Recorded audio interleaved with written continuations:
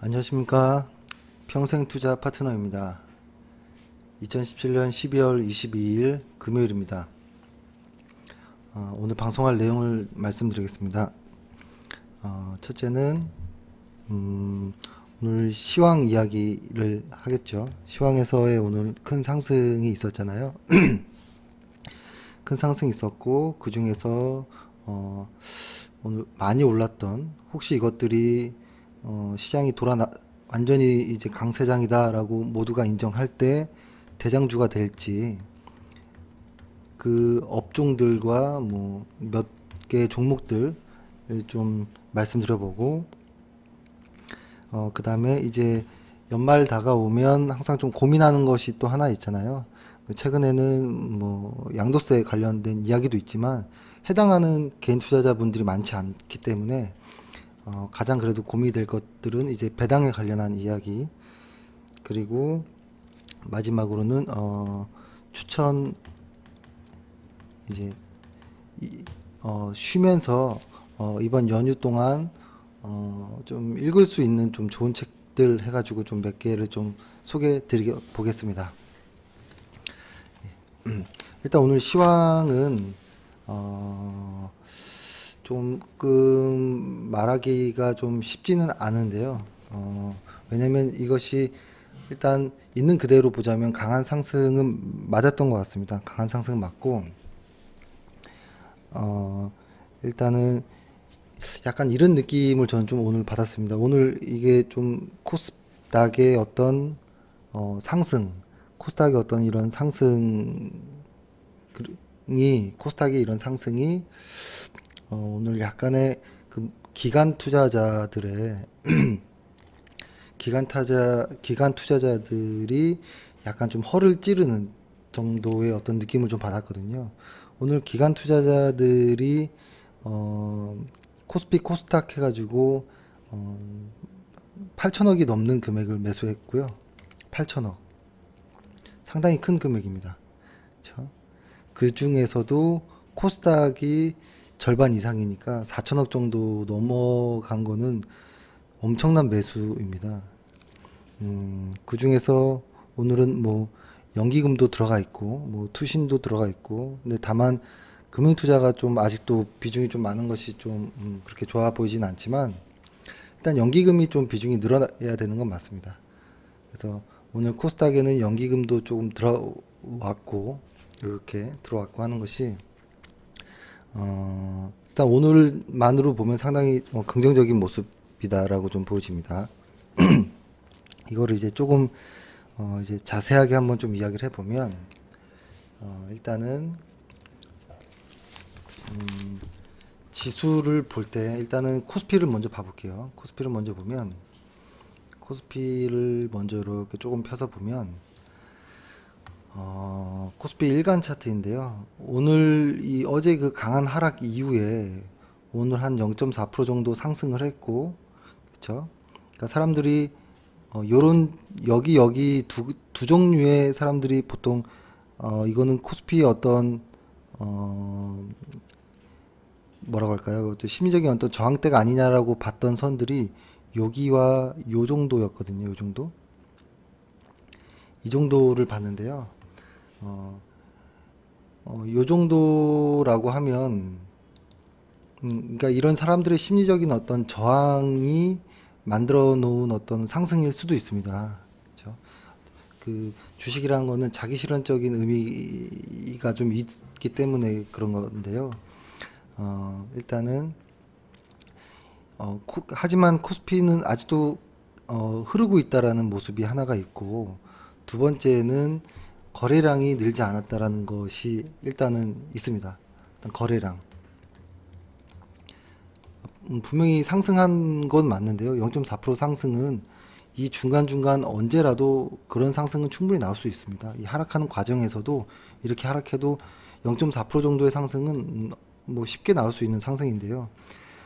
오늘이 어떤 상승의 어떤 시작점인지는 아직은 알 수 없다라는 없는 것 같습니다. 이유는 이 거래량 때문입니다. 거래량이 부족하다. 어제보다도 부족하고 평균 한 50일 정도의 어떤 거래량보다도 훨씬 작은 거래량이었거든요. 그러니까 거래량이 작다라는 것은 확신 매수자들이 좀 적었다라는 거고요. 확신하지 않는 매수라는 것은 말 그대로입니다. 잘 모르겠다라는 어떤 기술적인 어떤 반등 정도로 이해할 수도 있을 것 같아요. 하지만 수급 자체가 오늘 코스피 같은 경우에는 외국인이 1,300억을 매수했고 기관이 3,880억, 그리고 나머지 전체 다가 5,241억 원 정도가 개인이 매도를 한 물량이거든요. 수급은 방향은 참 좋은 방향이다라고 일단 보여집니다. 다만 확신 매수자들이 좀 부족하다라는 점, 이것이 조금 아쉽다라는 거고요. 그리고 코스닥을 한번 보면요, 코스닥은 조금 생긴 게 조금 다릅니다. 약간 다른데, 코스닥 같은 경우에는 예를 들어서 제가 이런 말씀을 한번 드렸었죠. 다 지우고 이 파란색 선 21선만 한번 이렇게 깔아두고, 이 21선이 이렇게 우상향할 때 혹은 21선 위에 있을 때 매수해도 늦은 건 절대 아니다 라고 이야기를 드렸거든요. 그러니까 이 지수가 이렇게 딱 빠질 때, 지수가 이렇게 빠질 때, 빠지고 이렇게 올라가는 이런 느낌이 있을 때, 여기 끄트머리에서 매수를 할 것이냐, 아니면 좀 요 정도, 조금 이거 진짜 상승이구나 라고 좀 느끼고 나서 좀 지나고 나서 매수할 거냐, 이 차이인데요. 사실 요거에 대한 것은 요 끝에서 딱 정확히 이게 바닥이다 라고 알 수 있는 방법은 없습니다. 없고 불가능하다라고 보여지는데요. 일단 오늘 같은 경우에는 여러 가지 어떤 뭐 지표들이나 뭐 이런 것들에 있었을 때 좀 중요한 자리긴 했습니다. 중요한 자리. 근데 이 중요한 자리를 사실 어제는 좀 돌파를 했고 바로 하루 만에 회복을 시켰다라는 것, 그게 이제 의미가 있다라는 거거든요. 그러니까 어떠한 의미 있는 어떤 지지선을 주가가 이렇게 내려오다가 한 번씩은 이렇게 달 수는 있다라는 거예요. 하지만 이것이 바로 회복시켜 준다면 이것은 어떤 일시적인 것이 아니었느냐, 이렇게 보는 거거든요. 그래서 그래도 조심해야 되는 게 하나 있는데요. 시장은 흔히 말하는 그 어떤 뭐 휩소라든지 혹은 뭐 속임수가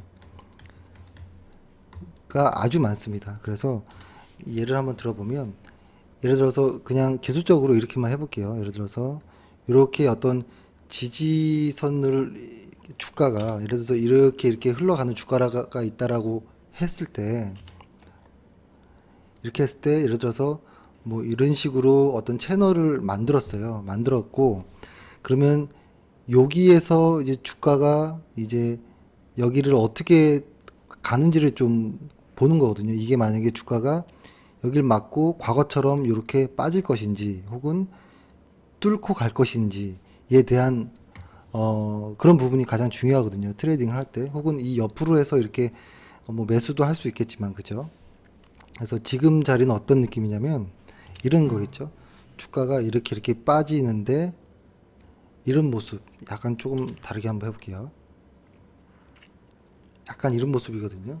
그랬을 때 만약에 이렇게 채널선을 이렇게 근다면 아직은 이렇게 여기를 이제 이렇게 주가가 이렇게 내려왔을 때 돌파되지는 않은 모습이라는 게 하나가 있고, 그 다음에 만약에 이게 돌파가 되려면 이 채널선을 뚫고 이렇게 지지하고 나가야 되거든요. 이 채널선들을. 그래서 지금의 이 모습은 이 하단에서 이 잡히는 요 모습이잖아요. 이 하단에서 잡히는 이 모습이 아직은 조금은 확신하기는 어렵다. 역시 오늘 역시도 거래량이 부족했다라는 이유는 하나 있고, 그렇죠? 하지만 오늘로써 어떤 추세 전환의 어떤 신호로서 일단은 체크는, 카운트는 들어갈 겁니다. 들어갈 거고, 지금부터 앞으로 한 4일에서 한 7일 사이, 앞으로 어떤 캔들의 모습이 나올지는 모르겠지만 이 안에 만약에 강한 장대 양봉과 거래량을 동반한 장대 양봉이 한번 나온다면 그때는 그날을 팔로우 스루 데이라고 이제 인정을 하고 매수를 들어갈 예정입니다. 만약에 이게 맞다면 빠르면 이번 12월 달 안에도 매수가 가능할 것 같고 늦으면 뭐 1월이 넘어가겠죠. 그러니까 요 기간이 나오는 그 기간을 말하는 겁니다. 이 기간이 통계적으로 4일에서 7일 사이 때가 이런 추세 전환이 생긴 날에부터 카운트가 되는 경우가 많거든요. 그 카운트가 4일에서 7일 사이에 가장 많이 나오기 때문에 그런 겁니다. 이 이후에 나올 때도 많습니다. 8일에서 12일이 넘어가는 날에도 팔로우 스루 데이가 나올 때가 있는데요. 일단은 통계적으로 가장 좀 확률이 높은 4일에서 7일 정도를 좀 보겠고요. 4일이라고 하면 최소 4일이면 다음 주 금요일 날이 되겠네요. 금요일 날이 4일이 되는 거고 만약에 이때 안 나오면 그죠? 1월이 넘어가서 새로 영업이 시작되는 그 날에 포함이 되겠죠. 그러니까 연초가 되겠죠. 연말이나 연초. 그래서 코스닥에서 만약에 팔로우 스루 데이가 먼저 나온다면 100% 100점짜리는 아니겠죠. 시장 전체에서. 그죠? 시장 전체에서 코스피와 어떤 코스닥의 비중 자체가 있잖아요. 시장 전체에서 이렇게. 그래서 코스피가 한 요 정도, 코스닥이 한 요 정도, 코스피가 한 이 정도 분량이 되다 보니까 여기서 팔로우 스루 데이가 나와도 이 큰 부분에서 나오지 않으면 시장은 못 갈 가능성도 높습니다. 그래서 얘에서만 팔로우 스루 데이가 나오면 뭐 한 20점짜리가 되는 거고요. 얘가 나오면 한 80점짜리가 되는 거고 둘 다 나오면 이제 100점짜리 그 매수를 확신하는 그 날이 되는 겁니다. 그래서 오늘 하루의 이 반등은 상당히 의미가 있긴 했습니다. 기관 투자자들의 어떤 기관 투자자들이 개인의 물량을 거의 다 받아냈거든요. 거의 다 받아냈다라는 게 참 의미가 있고 약간의 좀 허를 찌르는 듯한 오늘의 매수였던 걸로 좀 보여지고 이것이 이어지려면 반드시 한 번에 더 강한 확신 매수가 나와야 된다는 겁니다. 확신 매수자들. 이제는 진짜 매수할 거야 라는 사람들. 그리고 보통 요거를 하나 더 말씀드릴게요. 테스트 뭐 속임수 이런 부분에 있을 때 보통 이런 부분들이 있죠. 만약에 주가가 이렇게 가다가 어떠한 심리적인 어떠한 이 저항대를 돌파를 딱 했습니다. 여기 이날 만약에 돌파를 딱 했을 때 이 첫날에 매수할 것이냐 혹은 조금 지켜보고 매수할 것이냐 이것도 중요한 문제인데요. 사실은 이게 구별하기가 가장 어려운 부분이고 근데 트레이딩 관점에서 본다면 저 같은 경우는 약간 그래도 뭔가 조금 의심쩍을 때는 거래일수로 3일에서 5일 정도는 안에는 좀 확인합니다. 그래서 어떤 심리적 저항대를 탁 뚫고 한 2, 3일 정도 버티고 그 안에 올라가면 추격 매수를 가능하고 근데 뚫고 나서 3에서 5일 정도 안에 바로 이게 주가가 빠져버리면 이거는 속임수였구나 라고 인정을 하는 거거든요. 그래서 만약에 지금의 코스닥의 이 시장이 이 바닥을 앞으로 다음 주까지만 볼게요. 다음 주까지만 이것을 지지하고 장대 양봉이 하나 나오면 이제 시장은 전환된다라고 그냥 인정할 수도 있을 것 같아요. 그래서 좀 의미 있는 모습이었고 이 파란색 선이 이렇게 휘어서 올라가려면 여기 보면 제가 이렇게 이 다른 색깔을 한번 거서 이렇게 5일 이평선이 이렇게 생겼잖아요. 지금 이 5일 이평선이 이렇게 두 번 정도가 이렇게 틀어져 나가면 보통 이런 20일 이평선들은 이렇게 틀어서 나갑니다. 그렇죠? 그래서 이 5일 이평선의 방향성도 잘 봐야죠. 이 5일 이평선이 잘 뚫고 나가면 20일 이평선도 20일 이평선이 꺾이고 5일 이평선이 이렇게 해서 올라갈 때 이런 모습일 때 21선은 아직 돌아서진 않았지만 5일 이평선이 틀어 나간다면 이거는 곧 돌아 나간다라는 의미거든요. 그죠? 그래서 이런 부분도 참고해서 한번 보시면 좋을 것 같고, 그래서 일단은 코스닥의 모습은 상당히 강하고 좋은 모습이었다라는 걸 일단은 있는 그대로 보겠습니다. 보고 다행히도 약간 소름 끼쳐서 사실 이런 말은 잘 안 하는데요. 그러니까 조금 소름 끼치지만 뭐 크리스마스에 무슨 어떤 뭐 이런 거 있잖아요. 그 뭐 선물 뭐 이런 거 그런 거였으면 참 좋겠다라는 생각이 듭니다. 어제까지만 하더라도 개인 투자자분들이 상당히 많이 손실이 커져 있었거든요. 상당히 커져 있었는데 다만 오늘의 상승이 추세가 이어질지는 모르겠지만 이것이 좀 이어져서 좀 손실 난 것들은 좀 다 메꿔졌으면, 그래서 좀 즐겁게 연말 마무리하고 이제 새로운 날로 좀 변했으면 하는 좀 바람도 있습니다. 시장은 이렇게 보면 될까요? 요것도 한번 볼게요. 기간 누계를 한번 보면, 일단 요거 한번 봐볼게요. 기간 누계를 보면 일단 거래소 같은 경우에는 빨간색이 외국인, 파란색이 기관입니다. 아직은 외국인들은 아직 방향은 돌아오진 않은 것 같아요. 기관은 진짜 많이 사긴 했어요. 근데 코스피의 방향은 여태까지 최근 들어서 거의 대부분 다 외국인의 방향대로 지수가 갔거든요. 지수를 한번 보면 지수는 이 검은색입니다. 검은색. 이 검은색. 이게 보면은 이 지수가 이렇게 됐잖아요. 외국인의 모습들도 이렇게 됐거든요. 그래서 이 지수가 같이 들어가려면 외국인들이 지금 현재는 키를 쥐고 있는 것 같습니다. 보이는 그대로 봤을 때. 그 다음에 코스닥을 한번 볼게요.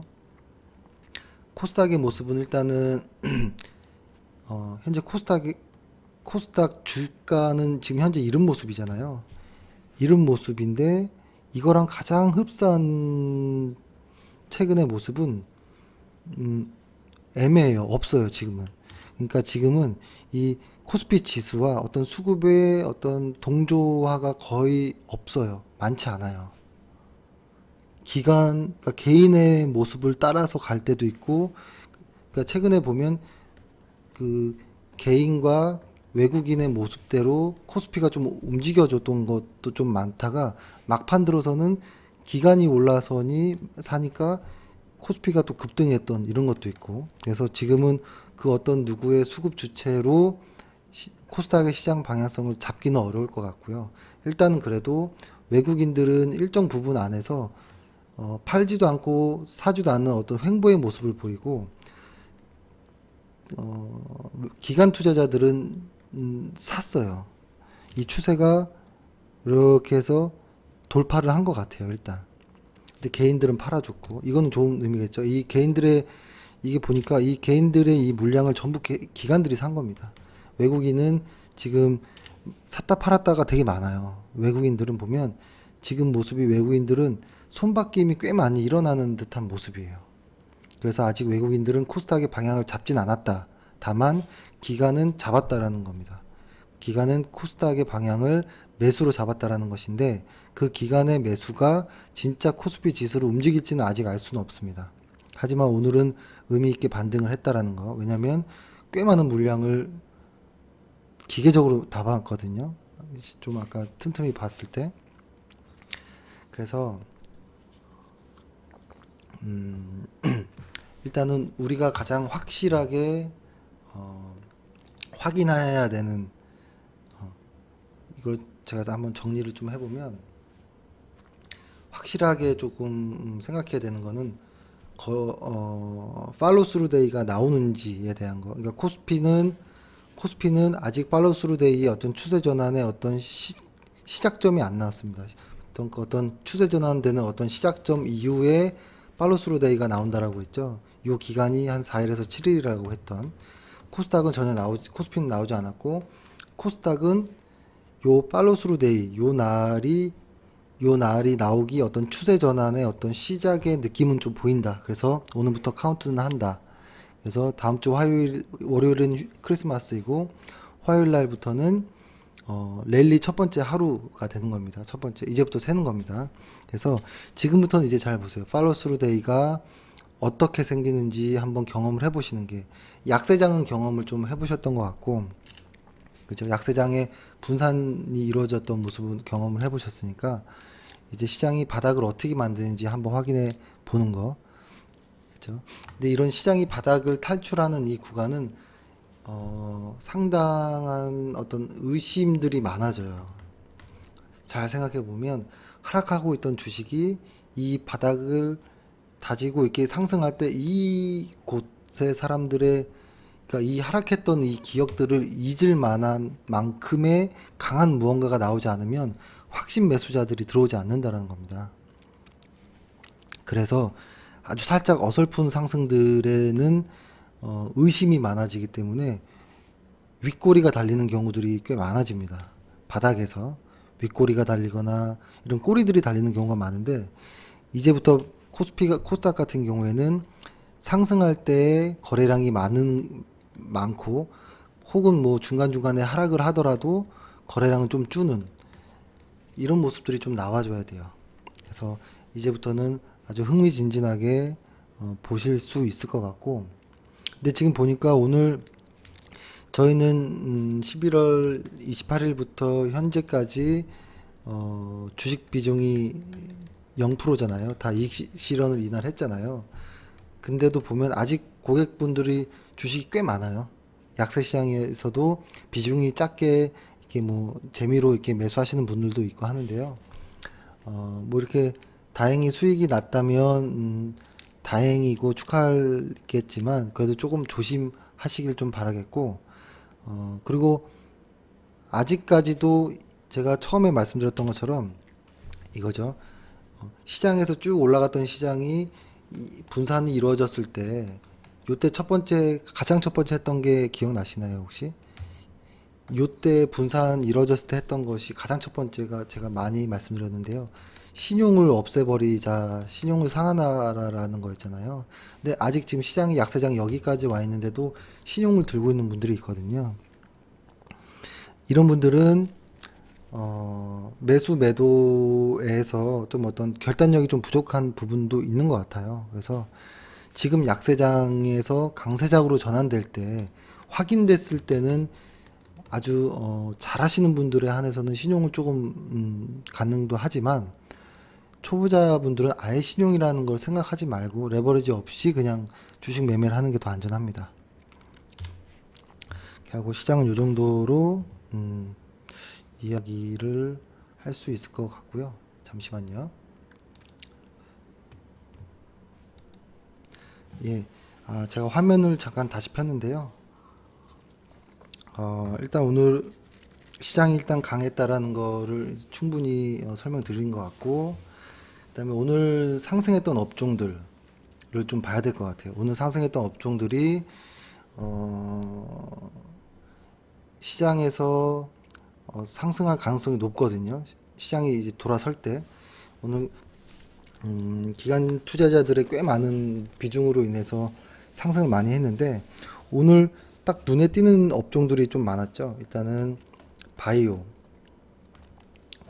있었고, 그 다음에 제약바이오 뭐 다 들어가 있죠. 그 다음에 2차 전지가 다시 시작이 오늘 꽤 많이 올랐습니다. 그쵸? 그리고 IT 관련한 어떤 소재주, OLED 쪽이 좀 많았던 것 같고, 그 다음에 게임주 이쪽이 좀 강했습니다. 그리고 여기서 만약에 추가해야 될 업종이라고 한다면 중국과 관련이 있었던 엔터주라든지, 그쵸? 엔터, 뭐 화장품, 그리고 뭐 여행, 레저, 이런 것들도 중요하게 봐야 되는 것들. 왜냐면 이쪽에서도 상당히 많은 그 실적 성장이 이루어지는 곳들이 많거든요. 그리고 또 하나는 미디어 통신 쪽, 컨텐츠, 이쪽도 괜찮은 것 같고, 그리고 또 하나, 언제나 시장과 시장이 좋을 때는 언제나 꼭 관심 있어야 하는 것들은 지금 현재 정부가 어떤 정책을 피고 어떤 정부 정책에 힘을 쓰는지, 예산을 집행하는지, 그 그 의지가 어느 정도인지, 그래서 그 정부 정책이 관련된 어떤 관련된 종목들 이렇게를 보면 좋을 것 같아요. 요 정도가 좀 좋아 보이고요. 그리고 시장에서는 지금 4분기 실적에 대한 이야기들도 꽤 많거든요. 근데 이 4분기 실적을 넘어갔습니다. 시장은 벌써 2018년도에 어떤 실적에 대한 이야기를 원하는 것 같아요. 그래서 일단은 지금은 요 정도 업종에서 2018년도를 바라보면 좋을 것 같고, 제가 몇 가지씩 조금 괜찮은 종목들을 몇 개를 좀 대표주들을 좀 뽑아 볼게요. 아마 회원분들은 지금 이 차트가 눈에 익을 겁니다. 그쵸? 이게 위에가 주식의 주가의 흐름인 거고, 이 아래에 이 선, 이 아래 선, 이 방향성들을, 이 방향성이 잘 보시는 것도 도움이 될 것 같고, 근데 이 방향성과 좀 무관할 때도 있습니다. 하지만 웬만하면 좀 잘 맞는 것들을 하는 게 좋죠. 사실 기업은행은 뭐 좋은 회사인데 지금은 너무 많이 올랐네요. 그렇죠? 일단은 종목을 좀 예를 들어서 IT부터 한번 생각해 보면, IT 쪽에서 이제 뭐 다 이야기는 할 수는 없겠지만, 특히 OLED 쪽에서의 대장이라고 할 수 있는 것들, OLED 뭐 2차 전지에도 포함이 되는 V원텍 같은 경우에는 저는 아주 강하게 저는 갈 수 있는 종목 중에 하나라고 보여집니다. 이 회사는 어떤 회사인지 실적이 어떤지는 자세히 말씀드렸기 때문에 오늘 종목만 짧게 말씀드려볼게요. 지금 약간의 하락을 보이는 것들은 이 정도면 사실은 뭐 귀여운 정도 수준의 조정으로도 볼 수 있습니다. 이런 약세장에 이 정도 빠졌다라는 것은 V원텍, 뭐 그 다음에 제가 OLED 쪽의 소재는 이것도 꽤 오랫동안 말을 좀 하긴 했죠. 이녹스 첨단 소재도 아주 강한 종목입니다. 그 다음에 SKC 코론 PI, 이 종목은 아주 강하죠. 이때의 박스권 돌파하고 잘 지지하고 버티고 나가고 있는 모습입니다. 그렇죠? 이 종목은 과거부터 쭉 매수를 했는데요. 이렇게 많이 올라갈 줄은 그 누구도 몰랐습니다. 이 당시 때가 10,000원대니까요. 50,000원 정도까지 갔으니까 상당히 많이 올라가는 종목 중에 하나이고, 그다음에 덕산 네오록스도 관심 있게, 그러니까 신규 매수자들도 그렇지만 제가 이렇게 종목을 말씀드리는 이유는, 이때 이익 실현을 하고 사실 이때는 매매하는 자리가 아니잖아요. 이때만 매매하는 자리고 이때는 보지 않는 자리인데, 보통 이 언저리에 들어가서 계속 가지고 있는 분들이 많습니다. 많아서 지금 이제 시장이 돌아 나갈 때 보통 개인들이 물량을 다 던지거든요. 그렇죠? 이 개인들의 물량이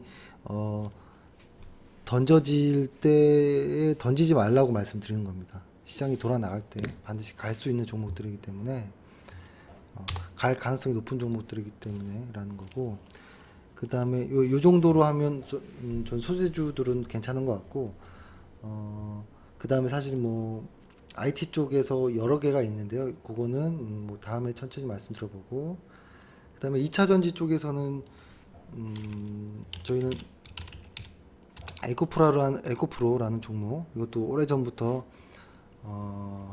오래전부터 들어갔던 종목들이긴 하죠. 매도도 있었고 들어갔다가 또 매도도 있었고, 그렇죠? 아마 이러한 박스권을 충분히 돌파하지 않을까라는 생각을 합니다. 에코프로라는 종목, 그 다음에 뭐 코스모학도 당연히 좋고, 그렇죠? 근데 이 종목은 좀 무서운 종목 중에 하나입니다. 그렇죠? 무서운 종목, 투기성이 강한 종목. 에코프로, 뭐 코롱 인더도 다 좋은 종목입니다. 코롱 인더, 그 다음에 포스코 캠텍도 상당히 강한 종류의 모습. 사실 2차 전지는 몇 개 종목들이 더 있습니다. 강한 종목들이 더 많은데요. 어, 일단은 2차 전지가 올라갈 때 단체로 올라가서 투기화돼 버리는 경우가 있는데요. 지금의 모습은 보면 꽤 많은 어떤 물량이 손바뀜이 좀 많이 나왔습니다. 그래서 이제 시장이 돌아나갈 때는 다시 들어가도 괜찮겠다라는 좀 생각을 하고, 그 다음에 제약주 같은 경우에는 너무 작은 거는 비중을 좀 줄여야 되는 것 같고, 그래도 너무 다 아는 뭐 삼성 바이오로직스도 좋은 회사입니다. 삼성 바이오로직스 좋은 회사이고, 그다음에 한미약품 그 대표 세 종목들은 계속 봐야 되는 종목이에요. 셀트리온 헬스케어 다 봐야 되는 종목. 그다음에 저희가 작은 종목으로 좀 관심이 있었던 거는 파마 리서치 프로덕트도 이 종목은 아마 저는 꽤 멀리 갈 것 같은 좀 이런 생각을 갖고 있습니다. 파마 리서치가 시가총액이 5,600억 정도밖에 되지 않는데요. 이 회사는 상당히 강한 종목입니다. 저는 파마 리서치라든지 뭐 한스바이오는 지금 많이 올라왔지만 사실 물량 소화의 과정도 필요하면서 더 갈 수도 있는 종목입니다. 한스바이오. 그렇죠? 아주 의미 있는 종목. 그리고 사실 제약 쪽에는 꽤 많습니다. 근데 제약 쪽에서는 시가총액이 작은 것보다는 좀 1등주인 것들, 차바이오텍 역시도 관심주입니다. 그러니까 이것도 하나를, 근데 지금 꽤 많이 모양이 갑자기 막판에 투기적으로 변하면서 회사의 차트가 엉클어진 건데요. 호흡을 좀 가다듬을 필요가 있고, 신약 개발주와 어떤 제대열 관련한 쪽은 분리를 좀 해야 됩니다. 분리. 그러니까 신약 개발 쪽은 성공 확률이 상당히 낮기 때문에 투기로 끝날 가능성이 높습니다. 종목들이. 근데 제대열 쪽은 이거는 정부에서 이제 의지가 있는 방향이기 때문에 믿을 수 있는 회사, 실적이 진짜로 돈을 벌 수 있는 회사, 인프라가 다 깔려 있는 회사는 들어가 볼 수 있는 종목이 있습니다. 그런 것들도 좀 보고, 게임주들은 너무 좋은 종목이 많아요. 사실 넷마블, 이거는 저희가 너무 오랫동안 말을 해서 다 아실 건데요. 넷마블이라든지 펄어비스 같은 경우는 다 좋습니다. 펄어비스도 오늘 좀 많이 올랐잖아요. 쉬지 않고 계속 가는 것 같아요. 그 다음에 그 다음에 좋은 건 NC라든지 앱젠이라든지 게임빌 리메이드, 여기까지는 저희는 종목을 가지고 있는 분들이라면 조금 더 홀딩 하시는 것도 괜찮은 것 같고요. 그 다음에 또 하나는 중국 쪽 관련해서 화장품주들은 지금 말씀드리면 괜히 매수하실까봐 말씀 못 드릴 것 같고, 그 중에서 저는 가장 좋게 보는 게 네오팜이었고, 네오팜은 4만원을 돌파하면 매수하는 날이었습니다. 사실 그러니까 시장만 받쳐줬다면 이거는 오늘 무조건 매수하는 날이었어요. 오늘 자리가.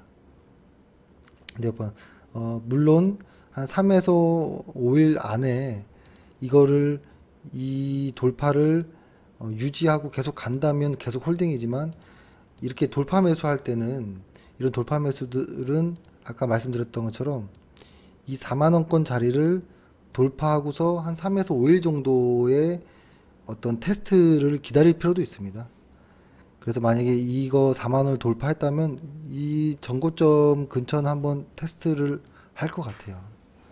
그래서 네오팜을 보유하신 분들은 저는 강하게 좀 홀딩 하시는 거가 좀 좋아 보이는데요. 아쉽게도 오늘 기관과 외국인들은 매수를 했는데 개인들은 전부 다 팔았습니다. 그래서 조금 아쉬운 이런 좀 모습이 보였고, 미디어 통신 쪽도 괜찮은 종목이 많죠. 로엔도 괜찮고, 그렇죠? CJ ENM, 그러니까 다 저희가 관심 종목으로 뚫어지게 쳐다보고 있는 종목입니다. 스튜디오 드래곤도 조금 더 흐름을 봐야 될 것 같고, 그렇죠? 상장한 지 얼마 되지 않아서 SBS도 조금 너무 바닥권이긴 하지만 조금 의미 있게 좀 볼 필요가 있습니다. 뭐 이노바이오리스는 너무 많이 올라서 이거는 지금은 이제 조금 어려운 것 같고요. 또 몇 가지가 좀 많이 있습니다. 이 중에서 대장주를 꼽는 거죠. 이 전부를 다 사는 게 아니에요. 제가 이렇게 종목들을 좀 말씀드리기가 사실 조금 어려운데요. 어렵다라기보다는 조금 부담스러운 게 뭐냐면 지금 매수하십시오, 이게 장중에 지금 매수하십시다 이런 게 아니고 시장이 돌아 나갈 때 이 중에서 한 종목씩을 매수하자라는 이런 의미거든요. 그러니까 게임주 중에서도 한 종목 정도를 분할 매수를 해야 되는데, 제가 예를 들어서 게임주 한 6종목을 말씀드리면 이거를 전부 다 매수하시는 분들도 있어요. 그래서 상당히 조금 종목을 이야기하기가 그래서 좀 꺼려집니다. 혹시 저희를 원망하시면 어떡하지? 뭐 이런 생각 때문에. 그러니까 저희의 유튜브 동영상은 이 유튜브 동영상을 보고 매수 매도 하는 거는 좀 어렵습니다. 왜냐면 매수 매도는 유튜브에서 말씀을 드리지 않잖아요. 그렇죠? 그래서 좀 늦게 유튜브에 나오거든요. 이야기들이. 그래서 좀 뒤늦게 매수 매도하는 경우가 많아서 유튜브를 보고 무작정 매수하진 않으셨으면 좋겠고, 그 다음에 정부 정책 관련한 것들은 많은데요. 전 JW 생명과학도 아주 의미있게 보는 종목 중에 하나입니다. 근데 지금 어떤 정고점에 대한 어떤 부담이 있어서 그런지 조금 다지고 있는데요. 아직 시장이 돌아나간 것이 아니기 때문에 이거는 꾸준히 오랫동안 조금 이제 등락을 거듭할지라도 올라갈 거라고 좀 보여지고요. 그리고 한글과 컴퓨터라든지 이런 것들도 좀 눈여겨보고 있고, 신성에너지, 웅진에너지 이런 종목들도 보고 있는데요. 지금 매수 자리를 말씀드리는 게 아니고요. 좋은 종목이 자리를 잡았을 때, 그리고 확신 매수자들이 들어온 걸 확인하고 매수하자라는 의미입니다. 지금은 그냥 보는 것만 하는 겁니다. 눈으로. 그렇게 좀 보면 좋을 것 같고, 그래서 시장을 다시 정리를 한번 해보면 바이오, IT, 그 다음에 2차전지, 게임, 요쪽에 포트폴리오에 나의 종목이 한 5종목이 있다면 한 3-4종목은 얘네들이 좀 포함되는 게 어떨까라는 생각을 하고, 한두 종목 정도는 뭐 어떤 정부 정책이라든지 아주 개별적으로 아주 의미 있는, 어디에 딱히 속하기 애매하지만 그래도 아주 강한 특출난 종목들을 뭐 해도 되고요. 하지만 대부분의 종목은 이 정도 틀 안에서 또 고민해 볼 필요가 있다라는 거고요. 중국 관련한 것도 빠졌네요. 그래서 요거에 대한 것들 한번 좀 말씀 들어봤습니다. 이게 좀 재미없을 수도 있는데요. 지금 최근에 시장이 계속 눌려 있다 보니까 이게 어설픈 분출이 나올 가능성도 매우 높습니다. 오늘이 그날이 아니길 좀 바라지만 그런 날이 일 수도 있기 때문에 좀 조심스러운 매매가 항상 좀 해야 됩니다. 주식할 때 좀 조심스럽게 해서 나쁠 건 전혀 없습니다. 일단 그렇게 하고, 이제는 배당에 대해서 한번 말씀 들어볼게요. 지금 시간이 한 40분 됐으니까요. 오늘 아마 이 동영상을 보는 분이 누가 있을까, 연휴 앞두고 생각이 들지만 그래도 좀 말씀 드려볼게요. 일단 배당이라고 하면 사실 배당에 대한 것들의 생각이 좀 달라져요. 뭐냐면 배당 투자를 한다. 근데 주식이 배당을, 지금 한국의 주식들이 1-2% 정도대가 배당이, 이것도 안 되는 회사들이 많잖아요. 한 3-4% 이상 나오는 배당을 주는 회사들은 많지 않아요. 제가 이걸 통계는 기억이 안 나서 말씀 못 드리겠지만 보통 1-2%대 미만이거든요. 대부분이. 근데 이 1, 2%를 위해서 주식을 매수하는 거는 완전히 잘못된 겁니다. 그러니까 약간 오해가 있을 수도 있지만 배당을 주는 기업이 잘못됐다라는 것이 아니고 그 주식의 배당을 위해서 매수할 이유는 없다라는 거예요. 주식에서 1, 2% 배당 먹으려고 1년 보유한다는 건 말이 안 되는 건데요. 근데 가끔 좋은 회사들, 배당 많이 주는 회사들, 외국인의 지분도 비율이 이렇게 높은 회사들을 보고 실수하는 경우가 있어요. 보통 배당 투자, 외국인들이 하는 배당 투자, 오래된 배당 투자, 이렇게 통신사들에 들어가 있는 외국인들의 지분율들을 보면 거의 꽉 차 있잖아요. 그러니까 그 사람들은 예를 들어서 한 A라는 종목에 외국인이 보유할 수 있는 그 지분의 한계치만큼 꽉 차 있는 종목들이 있거든요. 근데 그걸 보고 외국인이 샀네 하고서 그냥 아무 때나 사고 팔고 하는 게 아닙니다. 이 사람들은 이런 거예요. 예를 들어서 이 회사의 가치가 10,000원이었는데 갑자기 얘네들의 어떤 가치평가 기준으로 10,000원이었는데 주가가 한 5,000원 정도 왔을 때 매수를 하는 겁니다. 이 사람들은. 대신에 이 사람들은 잠깐 매수하고 이번 연도에 끝내고 이런 것이 아니고요. 가장 독점적이고 절대 없어지지 못하는 그런 업종들, 그런 종목들에 있는 그런 종목에 한해서 회사가 완전히 반토막으로 망가졌을 때 매수를 해놓습니다. 그렇게 해서 한 10%, 한 10년 이상을 보유합니다. 기본 10년 이상. 그래서 3에서 한 4% 정도의 배당이 나온다면 한 절반 정도, 이렇게 해서 한 10년, 15년 정도를 보유하게 되면 5,000원 주고 샀는데, 그쵸? 5,000원 주고 샀는데 이 주식은 원래 가치인 한 10,000원에 가 있을 거고, 그쵸? 근데 그간의 복리로 배당을 불었기 때문에 배당도 한 5,000원 정도가 늘어요. 그럼 이 사람은 처음에 5,000원에 샀지만 사실 10년 정도 지났더니 한 15,000원이 돼 있는 거거든요. 이 15,000원을 또 건들지도 않고요. 계속 여기서 복리로 계속 태웁니다. 복리로 수익률을 높이는. 이게 배당 투자인 거거든요. 외국인들이 하고 있는 현재. 근데 개인들의 배당 투자는 이게 아니에요. 오늘 내일, 그러니까 이번 주, 그 다음 주죠. 다음 주에 배당을 얻기 위해서 26일까지 매수를 해야 되나 팔아야 되나, 이 배당 낙이 되면 주가가 빠지나, 이런 고민을 하는 건데요. 그런 고민으로 주식을 매수하지 않거든요. 그래서 개인 투자자들이 생각하는 그 배당의 개념과 외국인들의 배당의 개념이 전혀 다르다라는 겁니다.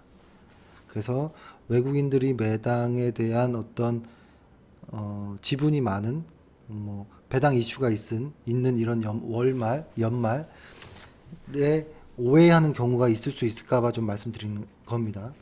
그리고 또 하나는 이런 게 있죠. 보통 뭐라고 할까요? 이런 고민하죠. 배당 전에 매도를 할까? 배당을 받을까? 그러니까 보유를 할까죠. 요 고민을 하는 경우가 제일 많아요. 개인 투자자분들이. 근데 사실 이것은 의미가 없는 거고 이 배당 투자를 아예 처음부터 잘못한 겁니다. 하지만 그래도 이것에 대한 고민들이 지금 제일 많을 때이거든요. 양도세 관련한 거는 해당하는 분들이 많지 않아요. 그렇죠? 많지 않고 그분들은 예전에 많이 정리를 했습니다. 또 지금에 와서 양도세 관련한 그 이슈에 속해 있는 사람들이 지금 고민하진 않거든요. 그 고민의 기간은 끝났습니다. 벌써 끝난 것이고 이제 배당인데 이것을 말씀드리는 것은 이제 뭐라고 할까요? 요거를 일단은 그러니까 다음 주 화요일 날 월요일은 휴장을 하고 화요일 날이 26일, 그렇죠? 수요일 날이 27일이에요. 그 다음에 목요일 날이 28일 이렇게 되는데 일단은 배당을 얻기 위해서는 26일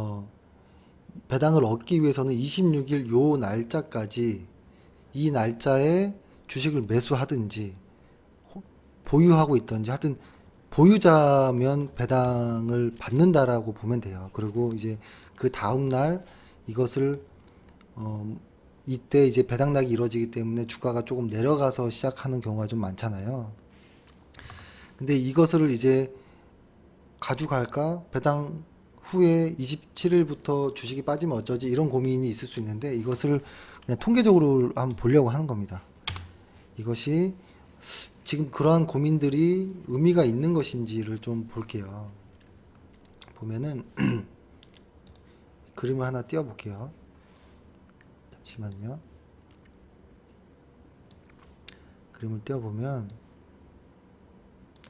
이게 뭐냐면 2016년도부터 그러니까 약 한 11년 동안 배당 락, 그쵸? 배당 26일이고 27일 배당 락일 날 시초가가 어떻게 됐는지, 그러니까 배당이 확정 지어진 사람들이 가장 고민하는 게 그 다음날 얼마나 떨어질지이잖아요. 근데 그것을 어떻게 비교를 했냐면 그 A란 종목이 배당을 딱 받는 그 날이 지나고 그 다음 날에 어느 정도 일부는 조정이 될 거잖아요. 예를 들어서 200원의 배당이 생긴다라고 하면 정률적으로 계산이 되어서 그 다음날 200원 정도가 좀 빠진 정도에서 시작을 하잖아요. 그쵸? 근데 이게 보면 그 당일의 그 시초가 27일인 거예요. 27일의 등락률 그 시초가가 1% 이상 하락한 경우는 없었다라는 겁니다. 이게 상당히 좀 의미 있는 이야기예요. 그러니까 이것을 뭐라고 할까요? 시초가 등락률 여기 있는 걸 보면 대부분 그때 지수랑 비교한 건데요. 지수보다는 확실히 배당에 대한 것이 더 높다라는 거예요. 수익이 이게 플러스고 이게 마이너스니까 그 종목이 훨씬 더 높다라는 건데요. 이걸 제가 설명을 왜 이렇게 못하나 싶긴 한데 뭐냐면 보유하는 게 낫다라는 겁니다. 결론은. 하지만 예외도 있을 수 있습니다. 그러니까 고배당주 같은 경우에는 약간의 이게 약간의 좀 혼돈이 있을 수 있는데요. 일단은 웬만한 배당을 주는 회사들은 배당을 받는 것이 더 이득인 경우가 많다라는 통계가 나온 거예요. 11년 동안 단 한 번도 시초가가 1% 이상 하락한 적이 없다. 대신에 그러니까 지수보다는 항상 더 높았다라는 것이고, 그러니까 배당이 더 많았다라는 겁니다. 배당이 이득이었다라는 의미거든요. 그래서 근데 약간의 이제 근데 전략도 필요하겠죠. 그러니까 이게 단기 투자자이냐, 장기 투자자이냐에 따라서 이제 전략이 나눠질 거예요. 단기 투자자일 경우에는 배당에 대한 의미가 없기 때문에 아예 그 전에 어떤 복잡한 어떠한 이슈가 생기기 전에 그냥 매도를 하는 것이 나을 것이고, 장기 투자자, 특히 고배당주에 투자했던 장기 투자자들은 좀 다릅니다. 예를 들어서 고배당주 같은 경우는 배당날 배당이 예를 들어서 이렇게 쭉 오다가 딱 확정되고 그 다음날 주가가 빠지는 경우가 많은데요. 이 고배당 주식들은 시간을 두고 보면 전부 다 회복을 했다라는 거예요. 길게 보면. 그래서 장기 투자하는 그 외국인 같은 투자자들, 진짜 배당으로 나는 투자할 거야, 20년 투자할 거야, 이런 사람들은 보유가 정답은 아니고 정답은 좀 거만한 거고 해답 정도가 되지 않을까라는 것이고, 그 다음에 중장기 정도인 분들, 완전 단기 분들은 배당이라는 걸 생각해도 안 되는 거죠. 아예 매매 자체가. 그죠? 웬만해서는 시초가에 매도하는 게 더 이익이 높을 수 있다는 겁니다. 그러니까 단기 투자자도 그럴 가능성이 높죠. 그러니까 배당을 받고 26일 날까지 보유를 하고 27일 날 시초가에 매도하는 것이 가장 많은 수익을 본다. 하지만 그 수익은 1% 정도도 안 되는 아주 미미한 겁니다. 이것 때문에 실험 모험할 필요는 없다라는 거예요. 단기 투자자들은. 그래서 단기 투자자들은 이런 배당에 대한 어떤 통계도 의미가 없고 알아서 빠져나가거나, 그쵸? 그런 것 그런 어떤 그 전략을 세워놔야겠죠. 하지만 중장기로 투자하는 분들은 보유하는 게 낫다라는 겁니다. 어떻게든 수익은 더 플러스 되는 통계가 있었다라는 거. 그래서 요거를 일단 말씀드리겠습니다. 요 정도 하면은 많이 됐네요. 이제 책 소개만 하면 되는데요. 책 소개하기 전에 시장 다시 한 번만 정리할게요. 일단은 코스피는 아직은 더 흐르고 있다라는 거. 2번 코스닥은 시장이 바닥을 찍었는지는 아직 정확히 알 수는 없지만 하여튼 오늘로 카운트를 시작했다. 화요일 날이 카운트 랠리 첫 번째 날, 그 다음 날 두 번째 날, 세 번째 날, 네 번째 날, 그러니까 화, 수, 목, 금. 그 다음에 해가 바뀌죠. 요 4일에서 요 7일 사이에 팔로우 스루 데이가 나오는지를 한번 보자 라는 것이고, 근데 코스닥만 나오는 거는 20점짜리다. 코스피에서도 팔로우 스루 데이가 나와야 된다. 그러면 80점짜리이고 이 두 개가 합쳐지면 100점짜리 어떤 시장의 상승을 확신할 수 있다. 팔로우 스루 데이라는 것은 가장 거래량, 전일보다 강한 거래량과 1% 이상의 강한 상승이 있어야 된다라는 거. 그리고 바이오, 2차전지, IT, 게임주, 중국 정책주, 그리고 정부 정책, 요 정도의 포트폴리오를 조금 집중하자. 아까 그리고 일부의 종목들을 좀 많이 말씀드렸었고, 그 다음에 다섯 번째는 배당은 보유하는 것이 통계적으로 더 높았다. 지수보다 수익이 항상 낮다라는 겁니다. 지수가 하락하는 것보다 배당의 수익률들이 더 높았다라는 거니까 보유하는 것이 이득이라는 겁니다. 그리고 시초가에 매도하는 것이 단기 매매자들한테는 이득인 거고, 장기 매매자들은 계속 보유, 배당 락 상관하지 않는 것이 좋다라는 거. 그렇게 하는 거고, 그 다음에는 이제 연휴잖아요. 이제 저는 연휴라고 말할 수 있죠. 3일 정도 쉬니까. 오늘이 금요일이니까 토, 일 쉬고, 월요일 날 또 쉬고, 그 다음에 화, 수, 목, 금 하고서 또 그 다음 쭉 쉬잖아요. 요 며칠 동안에 책을 꼭 한번 읽어보시길 바라겠고, 책을 소개를 드리는데요. 오늘 한 3권 정도로 소개시켜 드릴게요. 이제 회계 관련한 책들. 그러니까 보통 사람들이 저도 어떤 건지는 알지만 이 회계책을 읽고 나서 이것을 주식에 접목하는 건 약간 좀 다른 느낌도 있어요. 하지만 일단은 기초는, 회계 기초는 알아야 된다라는 거거든요. 그래서 이 회계 기초 되는 3권 정도를 읽고 그 다음에 이 회계 내용을 주식에 접목해 보자. 근데 이게 없이는 제가 이야기를 했을 때 이해가 안 갈 수가 있거든요. 그렇다고 제가 회계를 기초를 설명하기도 시간이 오래 걸리고 그런 말주변도 없고 해서 좋은 책을 소개를 해 드리려고 하고, 그 다음에 책 제목을 말씀드리기 전에 뭐 다른 책도 그렇겠지만 제가 생각하는 어떤 독서라는 것은 이런 거라고 생각하거든요. 일단은 주식을 한다라고 하면 주식책을 많이 보십시오. 저는 이것을 약간 좀 변태처럼 디테일하게 좀 하는데요. 만약에 나는 1년에 52권의 책을 읽겠다. 그죠? 그러면은 7일 동안에 한 권을 읽는 거잖아요. 근데 보통 한 300페이지에서 한 400페이지 정도 되니까, 그죠? 300이라고 하면은 7, 4, 28.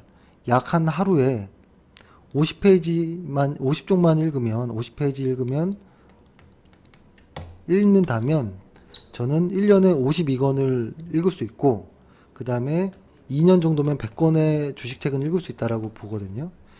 근데 어렵지 않습니다. 하루에 50쪽 읽는 거.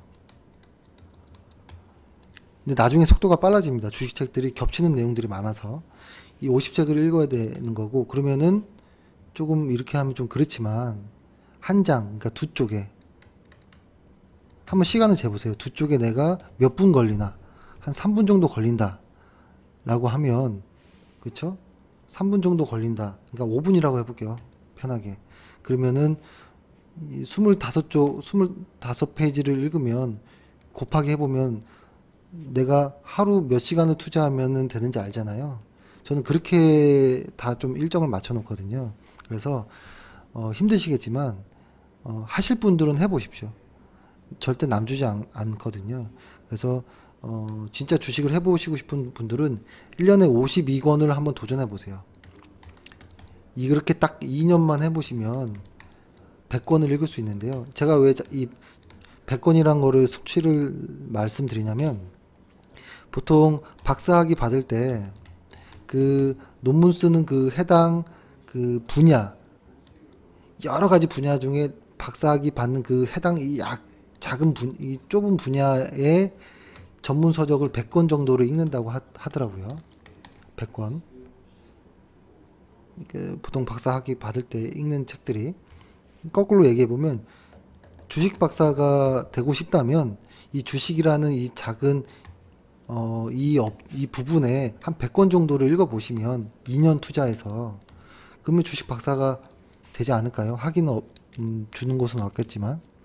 그래서 이거 꼭 한번 도전해 보십시오. 하루에 처음에는 책 읽는 게 만약에 좀 단어들이 어색하고 진도가 안 나가도 괜찮습니다. 빨라집니다. 그리고 또 하나 이런 부분이 있어요. 책을 한 권을 딱 샀으면 1페이지부터 마지막 끝페이지까지 줄치면서 다 읽을 필요 없습니다. 이 목차에서 보면 딱 이렇게 읽다 보면 내가 필요한 부분들이 있거든요. 그럼 나머지들은 눈으로 빨리 그냥 속독할 수도 있는 거고. 그래서 책을 여러 권 사다 보면 안 읽어지는 책도 있고 재미없는 책들도 있는데요. 보통 책을 5권 딱 사면, 저는 보통 이렇게 5권씩 사는데요. 사면 이 중에서 다 읽는 책들이 이렇게 나오고 못 읽는 책들이 아직 좀 이렇게 있어요. 근데 보통 이런 못 읽는 책에 대해서 미안해합니다, 보통. 그래서 이 책을 읽을 때까지 다른 책을 못 넘어가거든요. 새로운 또 5권을 읽어야 되는데, 일주일마다, 한 달마다 읽어야 되는데 못 넘어가는 거가 더 안 좋은 것 같아요. 그러니까 책은 필요한 부분만 읽고 내 걸로 소화시키면 그걸로 만족하는 겁니다. 다 읽을 필요도 없고요. 못 읽었다고 그 책에 미안해할 필요도 없습니다. 그러면 양이 늘어나지 않고요. 이거는 넘어가십시오. 넘어가시고 다음 책을 다 5권을 도전해 보시고, 또 못 읽는 책은 넘어가시고. 근데 이것이 신기하게 한 100권 정도 넘어가잖아요. 그러면 과거에 못 읽었던 책들, 그리고 그때 읽었을 때 이해가 안 된 내용들이 어느 순간 만나는 경우가 있어요. 아주 신기하게. 그러니까 어떤 수학 천재들은 뭐 피아노도 그냥 산수로 그냥 칠 수 있다라고 하듯이, 이 책에서 몰랐던 부분이 나중에 어떤 책에서 이해가 되는 부분이 있을 수 있거든요. 그래서 일단 주식책은 양을 좀 늘리시는 게 좋을 것 같고, 주식 투자가 상당히 무서운 겁니다. 한 2, 3억 정도로 투자하면, 2, 3억 정도로 투자를 만약에 해서, 예를 들어서 한 3억 정도로 해볼게요. 3억 정도로 투자를 해서 1년에 한 20% 정도 수익이 나면 웬만한 그냥 회사 연봉 나오는 거잖아요. 근데 보통 연봉을 그 정도로 나오려면 아침 7시부터 준비해서 집에 오면 7시거든요. 하루 종일 투자해서. 근데 주식은 그렇게까지는 안 할 수도 된다는 거거든요. 그러니까 주식으로 큰 돈을, 좀 안전한 돈을 벌고 싶으면 회사 다니듯이는 못할지언정 1년에 52권, 2년에 100권 도전을 꼭 해보시는 게 좋을 것 같아요. 100권 도전. 하기 쉽습니다. 그래서 만약에 어떤 책을 읽을지 모르겠다라고 하면 저한테 말씀해 주시면 제가 책은 소개해 드릴게요. 그리고 이 100권 중에서 나한테 맞고 건질 수 있는 내용은, 책들은 한 두어 권밖에 안 됩니다. 그래서 저는 정확히 세보진 않았지만, 그러니까 최소 저는 한 500권 정도는 읽었던 것 같아요. 500권 이상 읽은 것 같은데요. 여기서 저한테 책을 고르라고 하면 한 10권 미만이에요, 저는. 딱 남고, 이거는 나의 어떤 멘토다라고 하는 책들이 한 10권 미만이거든요. 근데 500권을 읽어보니까 이게 10권이 골라진 거거든요. 그래서 반드시 읽어보시길 바라겠고, 제가 드리는 이런 이야기들은 제 생각은 거의 없습니다. 저는 보통 그 500권의 책 내용 중에서 이것들을 다 합쳐서 통계만 냈을 뿐이에요. 통계만 내서 여기서 가장 핵심적인 것을 뽑아낸 거고, 이것들을 쓰로 저희는 그냥 매매를 하는 거고 원칙을 세운 거거든요. 그래서 꼭 이런 과정들을 한번 해보셨으면 좋겠습니다. 그래서 소개해드릴 책은 이거를 제가 아예 그냥 보여드리는 게 낫겠네요.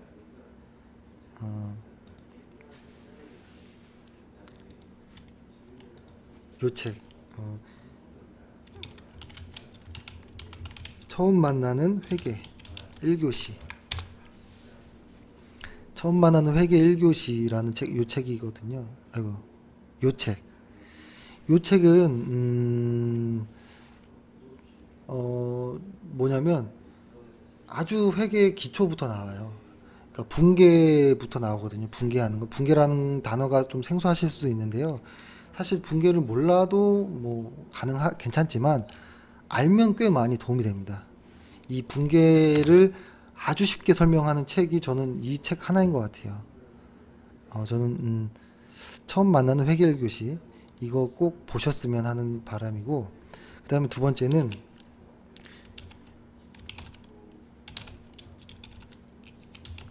유쾌한 회계 상식이라는 책이 있거든요. 이 책은 두 가지예요. 유쾌한 회계 상식 기본편과 이해편이 있는데요. 기본편 먼저 읽고 이해편 읽으면 돼요. 그러니까 1, 2권 정도로 나눠졌다라고 보면 돼요. 이 유쾌한 회계 상식 이 책도 이게 이 두 권 다 일본에서 나온 책이에요. 그러니까 특히 일본에서 꽤 쉽게 설명한 책들이 많아요. 일본 책들이. 그러니까 제가 책을 읽어가면서 되게 의아했던 게 하나 있는데요. 웬만한 주식의 모든 가장 많은 양의 책들의 활자가 영어였던 거예요. 영어. 그 다음에 가장 많은 내용이 일본이에요. 그 주식책의 그 양, 영어권 그리고 일본에서 가장 많이 나와 있어요.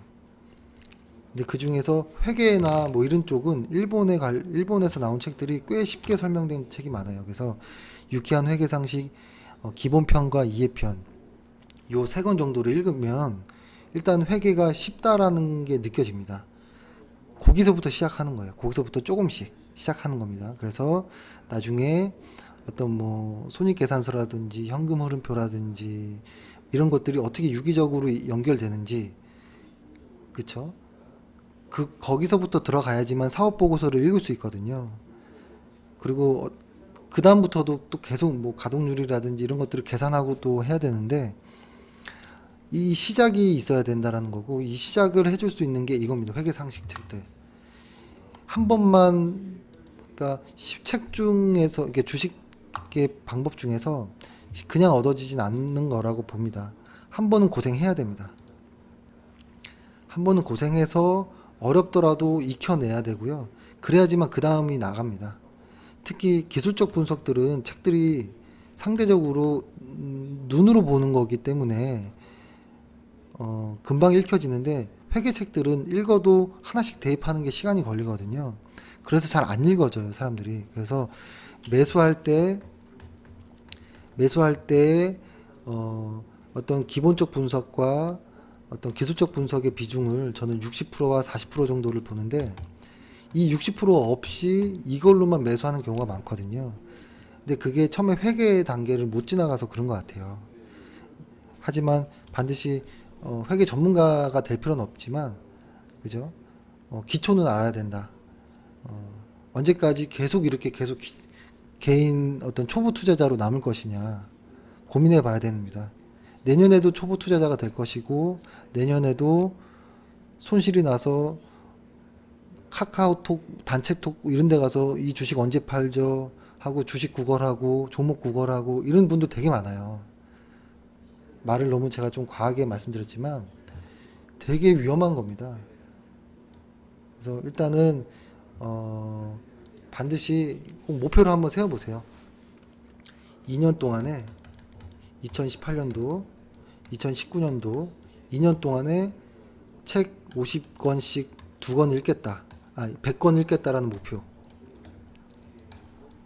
이렇게만 하면, 만약에 이렇게 하는 과정에서 서로 논의할 거나 이런 것들 좀 이해가 안 되는 부분은 전화를 주시면 제가 아는 한도 안에서는 설명을 드리겠습니다. 그래서 공부하실 수 있습니다. 이게 뭐 무슨 검정고시보다 어렵거나 이러지 않습니다. 글자를 읽을 수 있으면 다 할 수 있는 거라고 보고요. 그래서 꼭 해보셨으면 좋겠고, 감으로 하는 주식은 한계가 있습니다. 그렇죠? 그 혼자 하는 것도 한계가 있고, 기초 없는 것도 한계가 있고, 반드시 주식으로 그러니까 10년 전쯤에 주식하셨던 분들, 근데 지금 10년이 지났는데 예를 들어서 1억으로 했는데 한 10억 이상이 안 돼 있다. 주식에 소질이 없는 겁니다. 노력을 안 했거나. 제가 오늘 좀 모질게 얘기를 하는데요. 10년을 딱 보고 생각해 보세요. 지금 1억으로 했을 때 10년 후에 10억 정도를 하겠다 라는 생각으로 주식을 하셔야 돼요. 그러려면 9억을 벌어다 주는데 100권 책 못 읽겠습니까? 그쵸? 하루에 일주일에 한 권입니다. 일주일에 한 권. 하루에 50쪽. 1시간. 1시간 걸립니다. 1시간. 모르면 넘어가도 되고. 그쵸? 다만 100권에 대한 책 값은 들겠죠. 한 권에 2만 원이라고 하면 2만 원 안 하죠? 그쵸? 2만 원이면 공 2개 붙이면 되죠. 뭐. 땅 200만 원이 안 될 거예요. 100몇만 원 정도로 주식 박사 학위를 받는다 생각해 보십시오. 그쵸? 한 150만 원 정도 내서 주식 박사 학위를 받는다. 그리고 9억도 받는다. 이렇게 생각해 보시고 꼭 주식 노트 사서 꼭 정리해 가면서 주식도 하시고 주식 책도 보시고 꼭 위험하지 않는 주식으로 해서 다 좀 돈을 버는 그런 내년이 좀 되었으면 좋겠습니다. 오늘 좀 서두가 잔소리가 좀 많았는데요. 좀 화이팅이 됐으면 좋겠고 일단은 푹 쉬시고 크리스마스 잘 보내시고요. 크리스마스 잘 보내시고 다음 주에 또 화이팅 하겠습니다. 감사합니다.